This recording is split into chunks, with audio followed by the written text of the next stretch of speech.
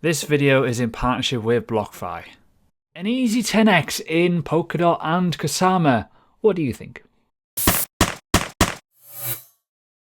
So hi everyone, welcome to the channel. If you're new, make sure you have subscribed, hit the bell button and leave a like. Now, I know you're thinking, why?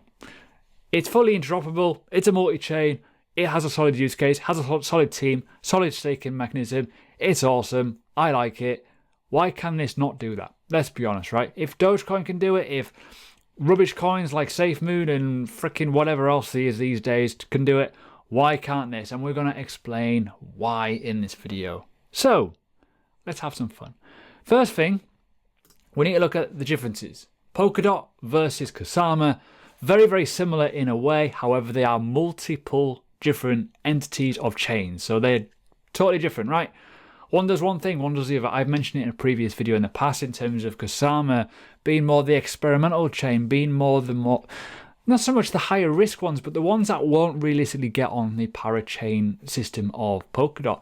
Polkadot is limited, it has scarcity, which is very, very important, whereas Kusama, a bit more flexibility in terms of that. You can do a lot more with it. So some projects won't be going on Polkadot, but they will be benefiting from the Polkadot ecosystem using Kusama. Now, the differences. One, supply. Supplies are totally different. That's why the price looks totally different. One, currently 39 billion market cap, give or take, is Polkadot. The second one is Kusama, roughly 5 billion. Right. Now, in terms of the maths involved, we're going to look at price predictions in terms of potentials in the future, where I think it could go. And I've already kind of alluded to it. 10x is definitely a possibility if you compare it to the likes of Ethereum. And I think Ethereum's still undervalued a little bit. However, I think these chains are better. Sorry, Ethereum lovers, but let's be honest here. Polkadot will enhance and make Ethereum better. So, if you don't know about this, we're going to talk about the passive side of it, the staking, the decentralization of it. Now, basically 64% of people right now are staking Polkadot. That's quite a lot, quite a good chunk, let's be honest here. Rewards are currently 13%, which is quite good. So if you haven't done it yet, make sure you check out Ledger Live. You can do it on there if you've got a Ledger. You can do it on their own wallet interface as well. It's it's simple, right? Very, very easy. It's great. So in terms of the rewards, it's nice. You get paid, it's random, right? Yes, there's a lockup of 28 days, which is good for the tokenomics, right? So if you think bear markets and people flapping like hell, you can't sell it. It's great. So when that looks apparent in terms of how this kind of works, staking's easy. You get paid once a day, twice a day, sometimes 3 times a day. It's great. Sometimes none, right? It's just the way it works. Another thing as well, you can stake Kusama. 51% of people are currently staking it, and it's roughly the same sort of reward. Lockup is different on Kusama, it's only 7 days, which will come apparent when we start talking about parachains in a minute. This allows me to segue onto the partnership of this video, which is BlockFi. Now, again, we're talking about profits here. Make crypto work for you. Now, Polkadot and Kusama are not on this. However, they could be in the future, you never know. Now, one thing that I do with this, just to let you know, this is a first introduction of this as a part of my channel. You'll probably see me mention this a few times in the future. Now, if you want to jump in, link is below. You get some free crypto for doing so. Now, how I do this, just to let you know, I am putting profits from the market into Tether, and then I'm going to be stacking my Bitcoin with it. Now, you can choose what you want to get paid in. So if you want to get the 9.3% APY in Tether as you're sitting on the profit, why not get paid in something else? You can get paid in a Bitcoin, Ethereum, Chainlink, whatever. It doesn't really matter. Anyways, that's it. Simple. Lending and borrowing, institutional kind of situation here with BlockFi. And as I say, if you chuck in a bit of money, you get some free Bitcoin paid out. All the terms and conditions are within the link below. So yeah, let's crack on. Moving on to Polkadot, right?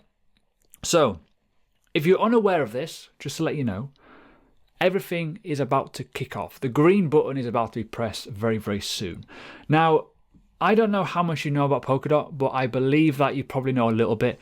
There's a very, very big rivalry between this, Ethereum, Cardano, and a few other chains out there. But for me, they're all different. They all run in different ways, whereas Polkadot is a multi-chain. It's a bit different. It's going to allow that connectivity of everything, which is why it's important to understand the true kind of side of this. Why is it important? Well, You want to be able to communicate with other chains. You want to make it simple, easy, and effective for a mainnet blockchain to just slot into their substrate system to run a parachain, for it to fully communicate with everything. That is kind of the point of it. Now, when we start talking about this is super important. The parachains are ready to go. Now, what is a parachain? Now, a parachain allows the connectivity of it all to go, the whole system interface. So when you start talking about it and looking at it, and I'll go over it in more detail in the article, but it's going to start on Kusama. Kusama is going to run it, start off, I think they're going to do 5 different auctions. They're going to go through them, evaluate them, do the feedback over 5 separate ones, and I'll go into that in more detail in a second. And then they'll start running out even more. Now, I said before, scarcity is a big thing. Polkadot only has, at the moment, 100 slots. They're looking to get a lot on there over the course of this year and towards the end of the year into next year. But Kusama has a lot more space, which is going to be very, very interesting to see the price action of that as well. Now, this is important. The launch of the parachains, this is the article. Now, we're going to talk about it. So obviously, it's a scalable multi-chain, right? And you can see here, anyone with as little as 1 dot can take part in the staking and be rewarded, which I talked about before. That is important. However, let's look at this. The first thing that's going to happen is the shell parachain. It's already been deployed, it's been approved, and it is an empty parachain, right? And what will happen very, very soon is there's going to be a vote on that to see if that is going to become a state mined parachain.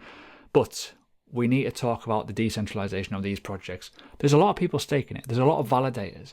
That would increase the game of decentralization, which is why it's one of my favorite projects in terms of how it kind of is set up and how it works and its origins in terms of how Gavin Wood built the language for Ethereum and now is on Polkadot. Very, very important to know that experience is going to carry over. Now, Kusama, you can see here, 900 validators. It's hugely decentralized, but the staking system, here we go, you cannot do a lockup in terms of, you got 7-day lockup, right? So each auction will have a 1 week in advance kind of phase, so you can get money into it. Now, this is kind of important because the developers have to bid for them. It's like eBay. There's no limits. You've got to win it. Simple as that. If you bid the right amount, you get that parachain, and then you've got to kind of maintain it and do all the kind of stuff with it, pay for it, and hold the token to enable that to continue. Now, this is important. You can see here, the network is expected to commit to 5 auctions 7 days apart. And then any issues that we discovered, iron them out, and then they'll start doing more and more as they go. Now, in terms of the future, the more this happens, the better, the quicker, the faster, the more efficient, the more secure the blockchain will become. As you can see here, basically it's going to get faster each time. It's going to go from 2,000 milliseconds to 500, and it's going to change the whole volume, and it's going to come more faster, more robust, which will obviously be a part of the sharding system, which is kind of how this works. This is why I like Zilliqa and stuff like that. It works much better than obviously the very, very bloaty Ethereum system. So that's important to look at. Now, that is just a part of the article here, but this is, as I said, a totally different parachain. It's a totally different system. It's a totally different chain compared to Polkadot, but obviously it is very, very similar. This is the wild cousin. This is the canary network.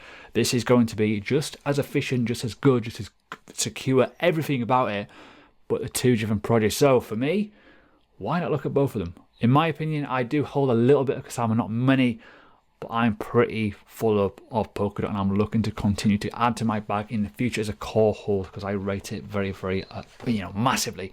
Now, the final bit I want to talk about before we go into price prediction is obviously this. The infrastructure, how it's going to work, and the first projects that are going to go onto these parachain auctions. Now, we see here, there's plans to add 10 million DOT to Kusama chain to support the Kusama value and fund, potentially, the cross-chain transactions representing the Kusama in the Polkadot Council. So that'll be interesting to see where that 10 million comes into it. But we have here the first group of people, or not so much people, but developers and obviously substrates, parachains, etc. to go on. So you've got Alcana and Corana, you've got Plasma and Shiden, which is obviously the first ones to potentially start off. And you got these ones here. Now, this is quite old, so it might have changed, but this is from an old article. And you got quite a few here. You got Ring, you got Moonbeam, you got Kilt. Going down into like the second one, you've obviously got Bifrost, Prala. There's loads of them, right? There's absolutely loads, and you got to think, well, This is where it's starting. It's going to start, and you can see here the whole ecosystem. This is quite an oldish kind of graphic here, but you can see there's quite a lot of Polkadot, basically Polkadot chain sort of things. Now, the one thing I want to say about a bad thing about Polkadot is the obvious here, in terms of if you go into the likes of CoinMarketCap, you go into Polkadot ecosystem, not all of these are literally currently on Polkadot. So just be careful, do your research. Some of them are literally ERC20 tokens still. They will get power chain slots in the future if they win them, so just bear that in mind in your research. Now, finally, before we leave, price predictions.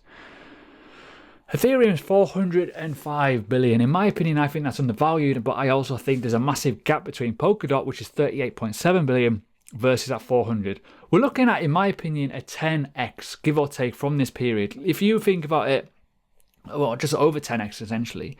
I personally believe that Polkadot could easily be as much value in terms of market capitalization of Polkadot. Very, very easily. The same with Kusama. It's currently, 5 billion at the moment, right? I honestly see this doing at least a 10x easily. When you start thinking about it, like the likes of Dogecoin, 64 billion. It's ridiculous when you think about it. XRP, even ICP, even Bitcoin Cash, Litecoin. Kusama has got so much more going for it than those assets alone, in my honest opinion. Not financial advice, of course. But that's my take on it. Look at Solana. Solana, for example, a great platform, 14 billion. Why cannot Kusama not be that? And when you start thinking about that, and people go, what do you think about Kusama? Well, I think it could easily be worth $3,000-$4,000. And people look at me like I've grown under the head. But realistically, that's not too far away. It really isn't. That's only a 4 or 5x away from this point, which is absolutely scary. So it's interesting to know that, right? But in terms of price analysis, we have had a monstrous run out of this consolidation band. This is the 2-day chart, by the way. So we've had a bit of a rangy consolidation, and we've popped to the upside.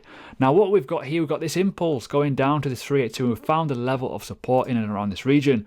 Now, this is where it could get very interesting. Let's see what happens in terms of the reaction.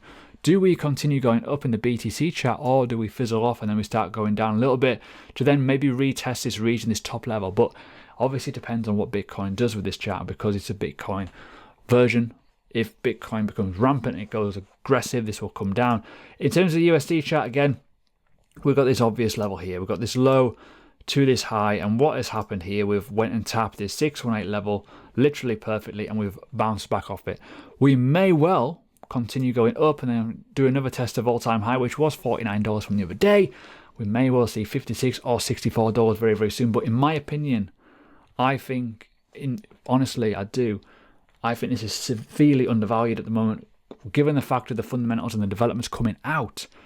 It's got a lot to give. When you think about it, that could easily become $100, $200, $300 Polkadot, which some people find baffling. But realistically, if you think about it, a 10x from here is about $410, give or take, which is unbelievable. If you look at KSM, again, looking at this situation, in my opinion, we've hit a bit of a toppy level here. So we've had this impulse going up, pulled back into 618 and popped.